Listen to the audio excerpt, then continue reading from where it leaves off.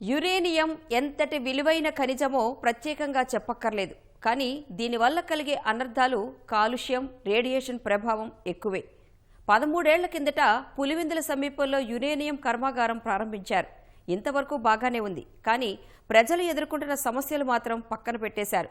ప్రభుత్వాలు, పాలకులు, అధికారులు మారుతున్నా బాధిత గ్రామ ప్రజల గోడును పట్టించుకునే నాథులు కరువయ్యారు. సమస్య పరిష్కారం కోసం బాధితులతో పాటు నాయకులు ఆందోళనలు చేసినా ఫలితం శూన్యంగానే ఉంది. అందులోనూ యురేనియం ఉత్పత్తి ద్వారా వెలువడే వ్యర్థాలు నిల్వ చేసే టెయిలింగ్ పాండ్ ఎత్తు 380 మీటర్లకు చేరడం మరింత ఆందోళన కలిగిస్తోంది. దీనివల్ల అక్కడి భూగర్భ జలాలు తీవ్ర కాలుష్యమై ప్రజలను అనారోగ్య పాలు చేస్తున్నాయి.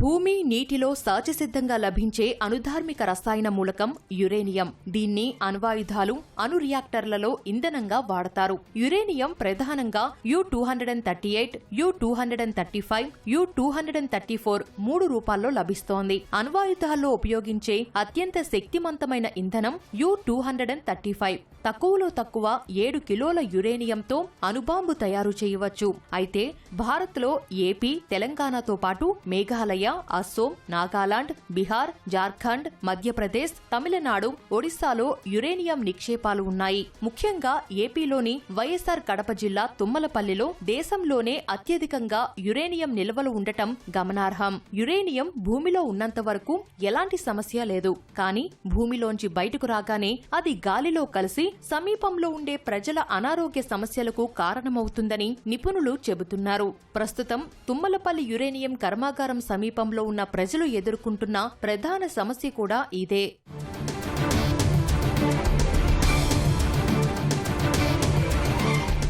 యురేనియం సాంద్రత సీసం కంటే 75% ఎక్కువ.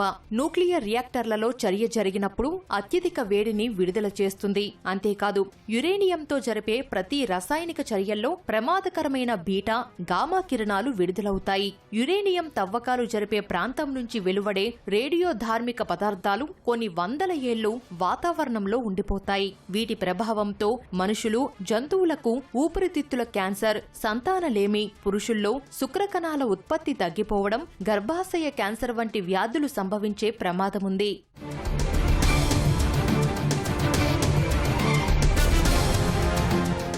యుఎస్ ఎన్విరాన్మెంట్ ప్రొటెక్షన్ ఏజెన్సీ నివేదిక ప్రకారం యురేనియం గాలి, నీరు, మట్టి, ఆహారాన్ని వేగంగా కలుషితం చేస్తుంది. అందుకే యురేనియం తవ్వే ప్రాంతాల్లో తాగునీటిపై ప్రభావం అధికంగా ఉంటుంది. నీటిలో అనుధార్మిక పదార్థాలు కలవడం వల్ల నీటి వనరులు కలుషితమై విషతుల్యంగా మారుతుంది. అంతేకాదు యురేనియం తవ్వకాల కోసం 1000 అడుగుల వరకు బావులు తవ్వడం వల్ల 200 నుంచి 300 అడుగుల లోతు వరకు నీటి వనరులు కిందకి దిగిపోతాయి. తద్వారా భూగర్భ జలాలు అడుగంటిపోయి నీటి కొరత ఏర్పడుతుంది. ఇలాంటి విపత్కర పరిణామాల మధ్య కేంద్ర ప్రభుత్వం 2030 నాటికి 40,000 మెగావాట్ల అణు విద్యుత్ ఉత్పత్తి చేయాలని లక్ష్యంగా పెట్టుకోవడం గమనార్హం. ఆనుకొని కేకే కొట్టాలు కావచ్చు, ఎంసీ పల్లె కావచ్చు, గ్రౌండ్ వాటర్ మొత్తం పొల్యూట్ అయ్యి drinking water, drinking water, agriculture water మొత్తం పొల్యూట్ అయ్యి పంటలు పండక ఇబ్బందులు పడుతున్నాయని చెప్పి 2018లో ధర్నాలు, స్ట్రైకులు చేయడం స్టార్ట్ చేసినాము. చేసిన తర్వాత అక్కడ వాటర్ టెస్ట్ చేయించారు. చేసిన తర్వాత cement lab, Hyderabad cement lab పంపించారు. అందులో 4 ppb నుంచి 10 ppbలో ఉండాల్సిన యురేనియం కంటెంట్ దాదాపు 4000, 5000 ppb వరకు ఉంది. ఇవి పంటలు పండడానికి అనువైన భూములు కాదు అని చెప్పి అప్పుడు అక్కడున్న అగ్రికల్చర్, హార్టికల్చర్ అధికారులు మొత్తం సర్టిఫై చేసి చెప్పడం జరిగింది. దానిపై యూసీల అధికారుల దృష్టికి తీసుకపోతే మీ యురేనియం బెల్ట్, మీ యురేనియం ఎక్కువ ఉంది, కంటెంట్ ఉంది, అందుకే వస్తుందని చెప్పి మాట మార్చే ధోరణిలో వాళ్ళు ఇది చేసి కాలయాపన చేసినారు. ముసలి వాళ్ళకు చాలా మంది కూడా క్యాన్సర్ చనిపోయినారు. ఆవులు కానీ, గొర్రెలు కానీ ఇవన్నీ చాలా కూడా కనీసము దురదలతో జనాలు ఇబ్బంది పడుతున్నారు. చెప్పాలంటే పశువులే మేలేమో అనిపిస్తుంది. అట్లా జనాలు ఉండలేకపోతున్నారు. మేము ఏరే గ్రామానికి పోయేకైనా సిద్ధము, భూములు వండుకొని కూడా ఇప్పుడు ఊరు వదిలిపోవాలని కారణమైంది. అయినా కూడా వదిలిపోతాము. మాకేదో పునరావాసం కింద కేటాయిస్తామని చెప్పినారు. 2007లో నాటి ముఖ్యమంత్రి వైఎస్ రాజశేఖర రెడ్డి చొరవతో కడప జిల్లా తుమ్మలపల్లిలో యురేనియం కర్మాగారం ఏర్పాటు చేశారు. 2013 నుంచి యురేనియం ఉత్పత్తి ప్రారంభించారు. ముడి యురేనియం వెలికితీసి శుద్ధి చేస్తున్నారు. శుద్ధి చేసిన తర్వాత వెలువడే వ్యర్థాలు వేముల మండలంలోని కేకే కొట్టాల గ్రామం సమీపంలోని టేల్ పాండులో నిల్వ చేస్తున్నారు. కాలుష్య నియంత్రణ మండలి నిబంధనల మేరకు టేలింగ్ పాండు నిర్మించలేదనే ఆరోపణలు ఉన్నాయి. దీనివల్ల వ్యర్థాలు భూమిలోకి ఇంకి భూగర్భ జలాలు కలుషితమవుతున్నాయి. దీంతో కేకే కొట్టాల, కనంపల్లె, మబ్బుచింతలపల్లి, తుమ్మలపల్లి, భూమయ్యగారిపల్లి, రాచకుంటపల్లి గ్రామాల్లో రైతుల పంట పొలాలు దెబ్బతింటున్నాయి. తాగునీరు కలుషితమవుతోంది. ఏళ్ల తరబడి గ్రామస్తులు పోరాటం చేసినా యూసీఐఎల్ అధికారులు స్పందించడం లేదు. 2017 నుంచి యురేనియం కాలుష్యం తీవ్ర రూపం దాల్చడంతో ఆయా గ్రామాల్లో చర్మ వ్యాధులు, గర్భ సంబంధమైన వ్యాధులు, క్యాన్సర్లు, ఊపిరితిత్తుల సమస్యలతో ప్రజలు తీవ్ర ఇబ్బందులు పడుతున్నారు.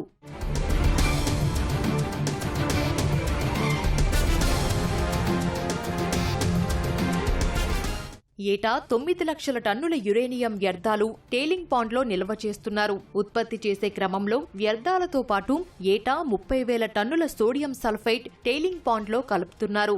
వాస్తవానికి సోడియం సల్ఫేట్ వేరుగా చేసి పక్కకు తరలించాలి. కానీ 2013 నుంచి 2018 వరకు టేలింగ్ పాండ్లోనే కలిపేశారు. 2019 తర్వాత సోడియం సల్ఫేట్ వేరు చేస్తున్నప్పటికీ ఇంకా 50% టేలింగ్ పాండ్లో కలుస్తోందనే ఆరోపణలు ఉన్నాయి. ఇదిలా ఉంటే ప్రస్తుతం టెయిలింగ్ పాండ్ పీసీబీ నిబంధనల ప్రకారం కాంటూరు లెవెల్ ఎత్తు 380 మీటర్లు మించకూడదు.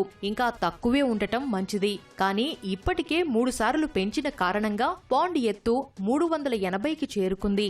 మరోసారి ఎత్తు పెంచడానికి అధికారులు ప్రయత్నిస్తుండటంపై స్థానికులు ఆందోళన వ్యక్తం చేస్తున్నారు. ఇప్పుడు వాళ్ళు ఏం చెప్తారు, ఆ పెంచేదానికి విపరీతమైన వర్షాలు, తుఫాన్లు ఏదైనా వచ్చినప్పుడు వాటర్ ఏదైనా దాంట్లోకి వచ్చి అది కిందికి ఫ్లో అయితే ఇంకా పెద్ద నష్టం జరుగుతుందని ఒక రకంగా అధికారులందరినీ థ్రెటనింగ్ చేస్తా మాట్లాడుతున్నారు. కానీ ఇప్పటికీ అది అన్నీ జరిగినా ఇంకా 9 నెలల వరకు అదేం ఇబ్బంది లేదు. వీళ్ళ డిమాండ్ ఏంటంటే పక్కన ఒకటి ఆల్టర్నేటివ్ వాళ్ళు చూసుకున్నారు. ఇది టైల్ వాడంగా ఇది నిండింది, ఇంకో కొత్తది. ఆ కొత్తది కావాల్సింటే కన్స్ట్రక్షన్ చేసుకొని తర్వాత మీ బోర్డు మీటింగ్లో పెట్టి మినిట్స్లో రాసుకొని ఇవన్నీ పలానా సర్వే నెంబర్లు మేము ఇవన్నీ కూడా నోటిఫై చేశామని ఒకటి పేపర్ పబ్లికేషన్ ఇవ్వండి. ప్రాసెస్ కావాల్సింటే 6 మంత్స్ పట్టినాయి, 9 మంత్స్ పట్టినాయిలే, మాకు వచ్చిన ఇబ్బంది ఏం లేదు. ఆ రోజు ఏదైతే ఏ నామ్స్ ప్రకారము భూములు కోల్పోయిన వాళ్ళకు ఉద్యోగాలు ఇచ్చారో అదే ప్రకారం ఈ రోజు భూములు కోల్పోయిన వాళ్ళకు కూడా అదే ప్రాసెస్లో ఉద్యోగాలు ఇవ్వని ఇలా డిమాండ్. ఇది 4-5 ఏళ్లలో నిండుతాదని తెలిసినప్పుడు ఆల్టర్నేట్ టెయిలింగ్ పాండ్కి వాళ్ళు ప్రిపేర్ కావాలా. వాళ్ళు ఆ రోజు ప్రిపేర్ అయ్యారు. కానీ ఒక 30 acresలో కొత్త టెక్నాలజీతో ట్రై చేశారు. అది వర్కౌట్ కాక నాట్ ఫీజిబుల్ అని చెప్పడం వల్ల 2021 ఎండింగ్లోనే మళ్ళీ మన ఎగ్జిస్టింగ్ ప్రాక్టీస్ అంటే పాత టైపు టైలింగ్ పాండే కట్టుకోవాలా. సో దానికి వెంటనే స్థలం చూసుకొని టైలింగ్ పాండ్ నిర్మాణం చేయాలని డిసైడ్ అయ్యారు. కానీ దాన్ని ఇంతవరకు అమలు చేయలేదు. ఇప్పుడు ఇది నిండడం వల్ల ప్లాంట్ నిలబడతాదని తెలిసి కూడా యూసీఎల్ అధికారులు నిర్లక్ష్యంగా ఇప్పటి వరకు భూసేకరణ చేయలేదు. ఇంకా టైలింగ్ పాండ్ ఎప్పుడు కట్టాలా? ఇది వీళ్ళకి 5 ఏళ్ల కిందటనే తెలుసు. మనం ఇప్పుడు కట్టిన లెవెల్ 5 ఏళ్లకు పూర్తి అవుతుంది. ఆ రోజు మనకు ఆల్టర్నేట్ లేదు. ఆలోపు మనం కొత్త టైలింగ్ పాండ్ కట్టుకోవాలా అని తెలిసి కూడా ఈ రోజుకు కూడా నిర్లక్ష్యం వహించారు. 2021లో 30 ఎకరాల్లో మరో ప్రదేశంలో రెండో టెయిలింగ్ పాండ్ నిర్మించాలని ప్రతిపాదించారు. కానీ అది సాధ్యం కాలేదు. అయితే మళ్లీ పాత టెయిలింగ్ పాండ్ ఎత్తు పెంచాలనే ప్రతిపాదనలు రావడంతో కేకే కొట్టాల, మబ్బుచింతలపల్లి గ్రామస్తులు ఆందోళనలు వ్యక్తం చేస్తున్నారు. తమ 2 గ్రామాల్లోని భూములను తీసుకొని పరిహారం, పునరావాసం, ఉద్యోగాలు కల్పించిన తర్వాత పాండు ఎత్తు పెంచాలని కోరుతున్నారు. ఈ సమస్యపై 4 ఏళ్ల నుంచి యూసీఐఎల్ అధికారులతో ప్రజాప్రతినిధులు చర్చలు జరిపినా ఫలితం దక్కడం లేదని వాపోతున్నారు. ఈ విషయంపై Pulivendula TDP incharge BTech Ravi ఆధ్వర్యంలో కేకే కొట్టాల గ్రామస్తులు జిల్లా కలెక్టర్ శ్రీధర్ను కలిసి చర్చించారు.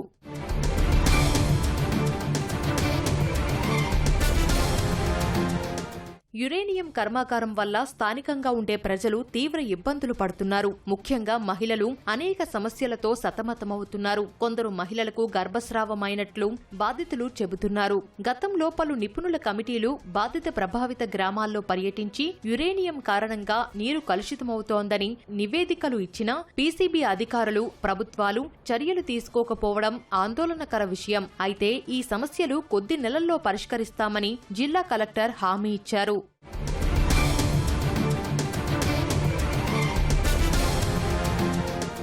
తుమ్మలపల్లి, భూమయ్య గారి గ్రామాల్లో గతంలో ఇక్కడ 600 అడుగుల్లో నీళ్లు లభించేవి. యురేనియం ప్లాంట్ మైనింగ్ కారణంగా 1200 అడుగులు వేసినా బోర్లల్లో నీళ్లు పడని పరిస్థితి. అందులోనూ అనారోగ్య సమస్యలు అక్కడి ప్రజలను ఇబ్బంది పెడుతున్నాయి. ఇప్పటికైనా అధికారులు స్పందించి వీలైనంత త్వరగా సమస్య పరిష్కరించాలని బాధిత గ్రామ ప్రజలు కోరుతున్నారు.